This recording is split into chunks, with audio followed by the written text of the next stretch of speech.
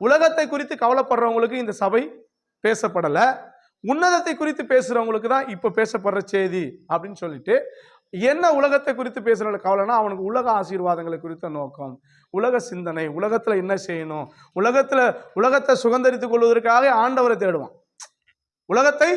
உலகத்துல நான் நல்லா வாழணும், உலகத்துல சூப்பரா இருக்கணுங்கிறதுக்காக ஆண்டவரை தேடுவான். ஆனா உன்னதத்தை தேடுறோம் அப்படி இல்லை. அவர் மகிமையை அவருக்கு கொடுத்து, அவர் எனக்கு கொடுத்த மகிமையை அவருக்கே நான் திருப்ப கொடுத்து அவருக்காக வாழணும், அவரோட சித்தத்தின்படி இருக்கணும், அவரோடு டிராவல் பண்ணணும், அவரோடு இருக்கணுங்கிற எண்ணம் அவனுக்குள்ள வந்து ஆவிக்குரிய ஜீவியத்தில் வளர்ந்து அவன் என்ன பண்ணுவான்னா, நான் பெற்ற இன்பம் வையகமும் வர வேண்டும் என்பதற்காக அவர் புண்ணியங்களை அறிவிக்கிறவனா அவன் மாறுவான்.